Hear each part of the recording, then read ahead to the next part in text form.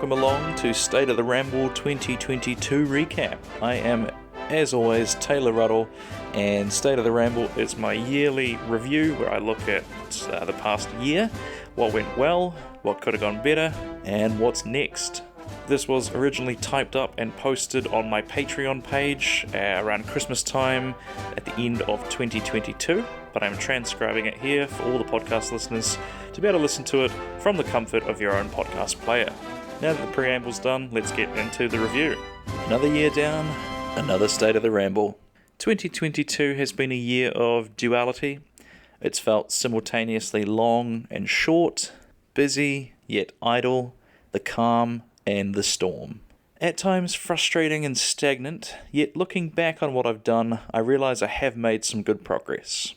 More often than not, when looking back on old gig photos, I have found myself going, was that this year? That felt like ages ago.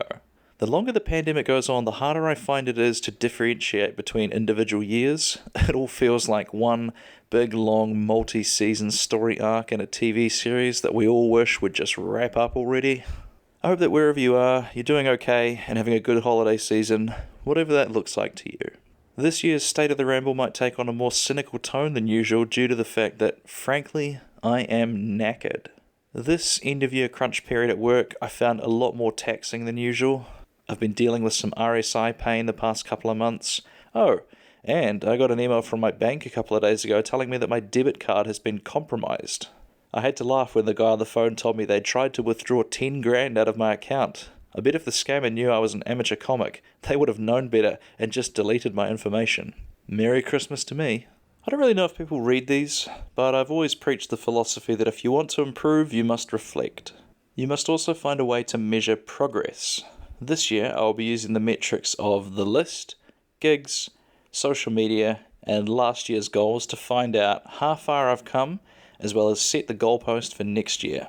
At this point, there's an image of my to-do list, and the items on the to-do list were solo show on the road, double-header show, jokes I don't do anymore, quiz project, and fringe show project.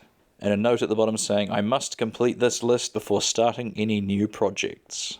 On the 8th of March 2022, I created the above list as a way to keep myself on task and hopefully finish off some projects that I'd had hanging over me for many years now. I've forever been that guy who's always coming up with ideas for projects, but rarely the guy who actually finishes these projects.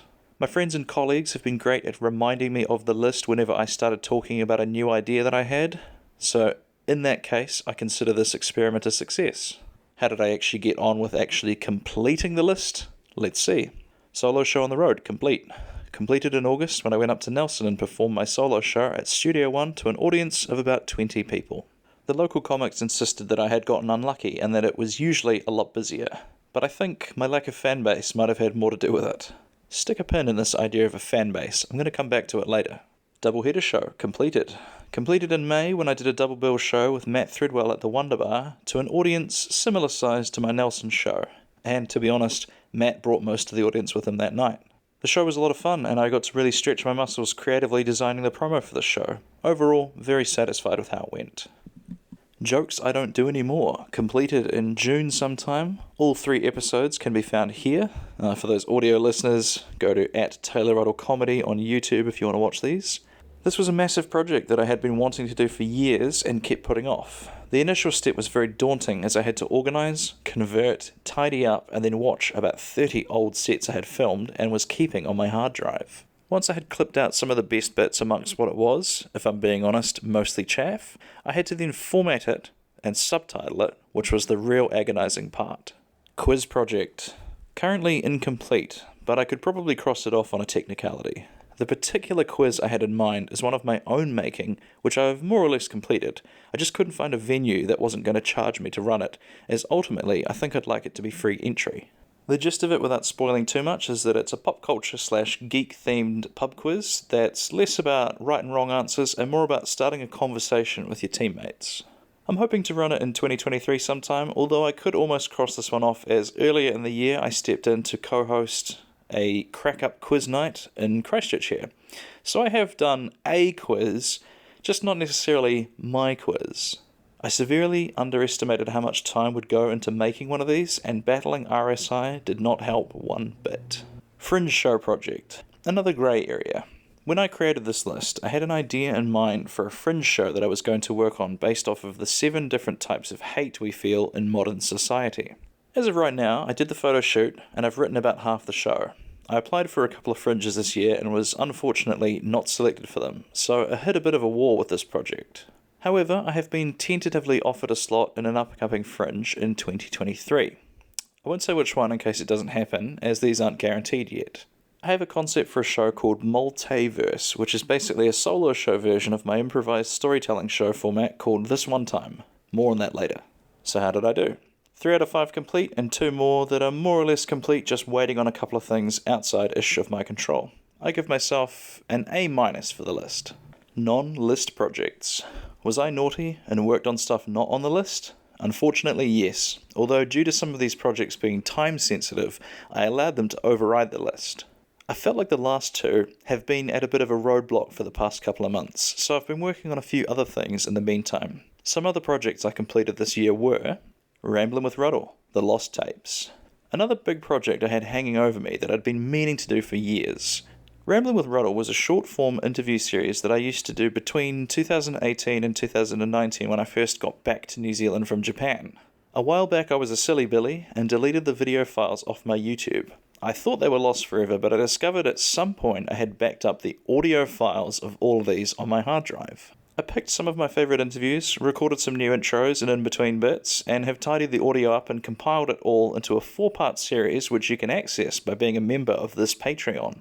They're about 40 to 60 minutes each. I quite like them as they paint a good picture of my life at the time.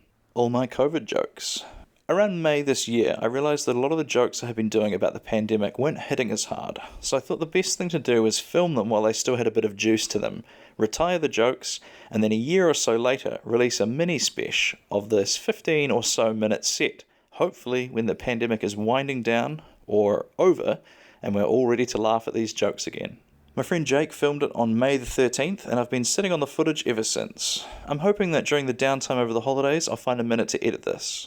I plan to release a version on YouTube for free and then post the entire set uncut here on Patreon, as there's a couple of jokes that I feel haven't aged particularly well, and I'll very likely cut out of the free version. You'll also get to see me do a set of normal jokes ahead of the COVID stuff, as well as a total blunder on my part where I forgot where I was up to in the set. Classy comedy. In November this year, I had the possibility of some very lucrative corporate gigs come about. Again, I don't want to say much in case they fall through. 2023 Taylor, speaking from the future just in little brackets here, they did fall through. But what I can say is I needed to create an 8 to 10 minute promo video, and I needed to be able to do long sets totally clean. To test if I was able to, I ran a show called Classy Comedy at the Piano in Christchurch. The lead up to the show had a few speed bumps. We ended up having to move the date of the show, and it ended up being on the same weekend as Christmas in the park. On top of that, it was also raining on the night, which didn't help the audience size at all. Luckily, I have a few friends and family who were immensely supportive and came along to help fill up the room. The show went well. I did about 46 minutes of clean material, which was an enormous relief. We shot it using 4 cameras, and my friend and film expert Jake is currently working on an edited version that I will very likely be uploading here for patrons to see. Merch store. Boy, am I glad to have this thing finally live. If you know me, then you know I'm a big fan of merch and apparel design, and I pretty much exclusively wear tees that I have designed. I got a lot of requests for the Been Dyin' Since Day One tee, as well as the Horse Jesus one.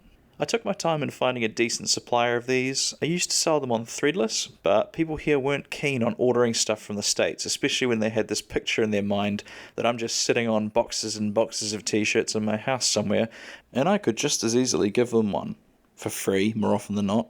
Anyway, my grumpiness aside, if you want to check out my merch store, you can visit taylorruddle.com/merch and order your very own Taylor Ruddle, Funny Bones, Queasy, Can Do Comedy, or Futilities merch. My branding. Some of you eagle-eyed viewers might have noticed that the new logo and branding on most of my pages. This was something I've been wanting to tidy up for ages as well. I've tried many different colours, fonts, icons, etc. over the years, and I think ultimately I had to strip everything back to basics, and I'm really happy with the end result. I've always been a black and white sort of guy. I wear pretty much exclusively black clothing and have often been referred to as a simple creature. So I feel the minimalist look works best for me. Silly or comic book style fonts never felt quite right. Hand-drawn and calligraphic ones definitely weren't for me. And distressed or punk rock style ones were also a bit edgier than I am. In the end, the best option was the bold and chunky font Futura. I feel like it conveys the sort of quiet confidence that I embody in my comedy. I'm far too indecisive to ever settle on a symbol to use as my logo, so I went without. The Funny Bones skull is probably the closest I'll ever get to having an actual logo mark. Gigs. Throughout 2022, we ran 3 open mics and 1 mid-level ticketed show. The Runaway Mic is our brand for the open mic show, and we ran that at Five Stags Rangiora, Sprig and Fern Merivale, and Union Fair Prebbleton. Our numbers for Five Stags have been up and down, mostly down towards the end of the year, so we are considering reducing it to quarterly or thirdly in 2023.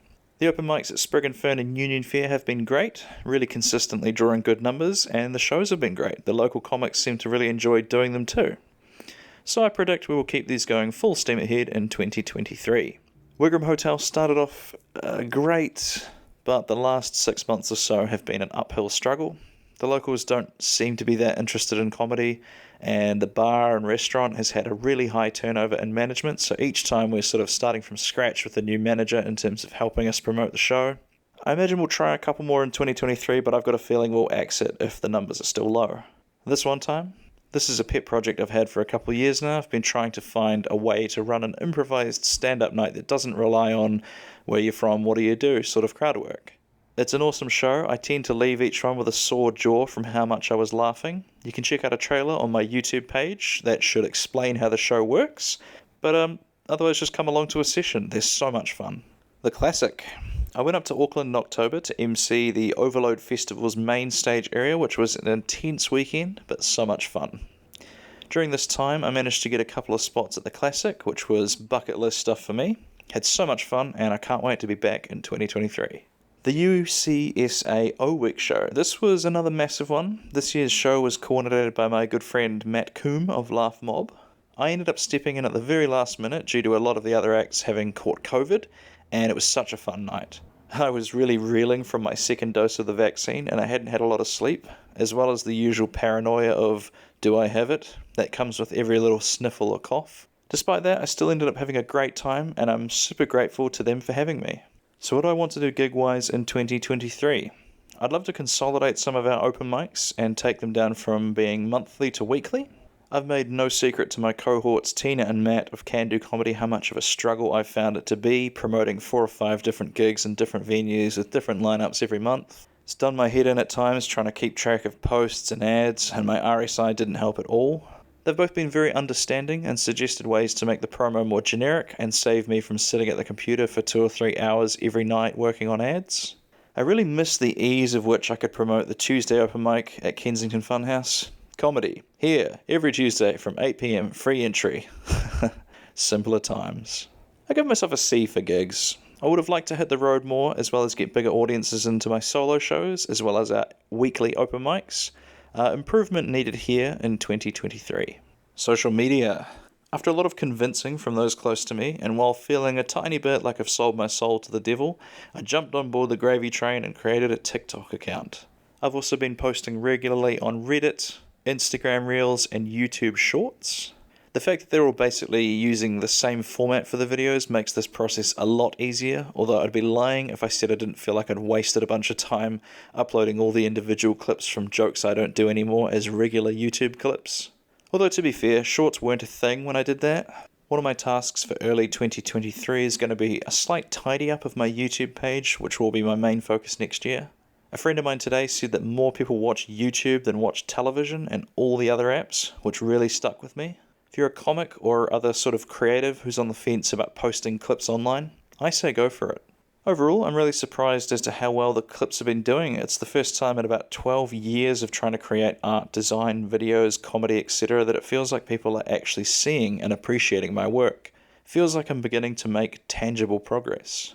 The next step is hopefully using some of this exposure to create an audience for myself and start selling tickets. More on this at the bottom.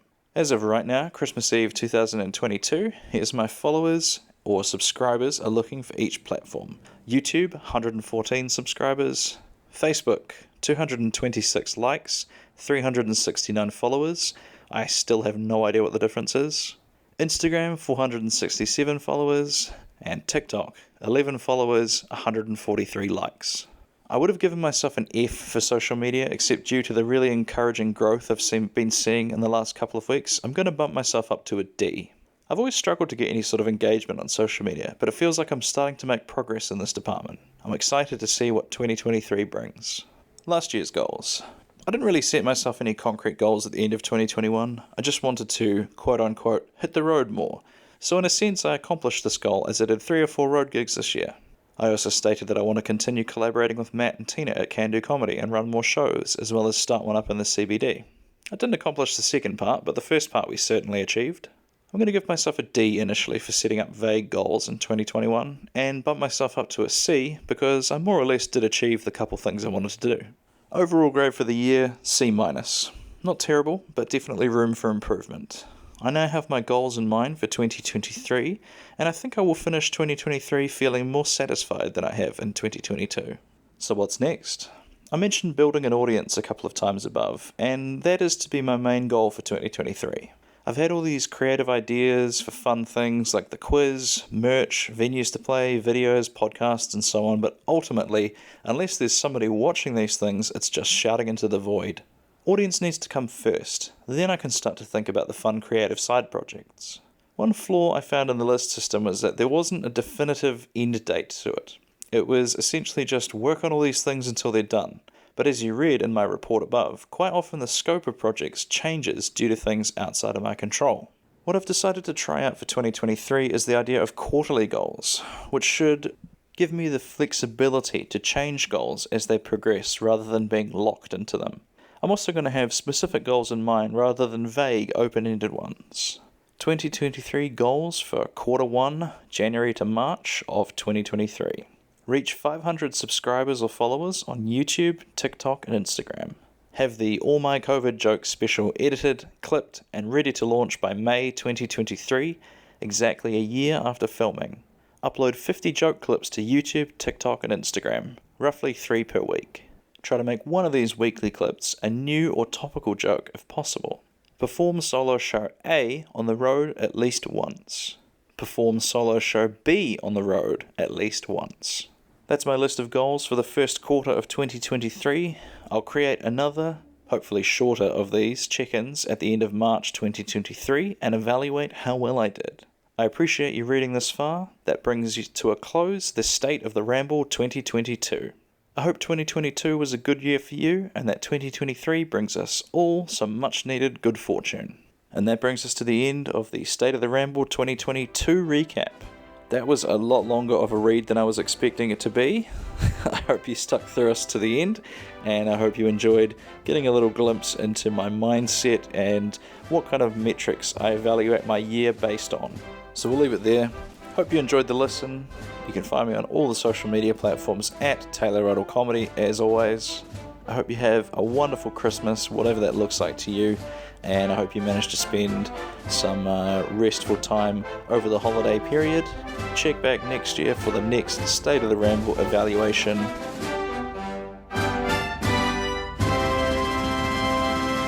I'll see you next time. Ka kite anō.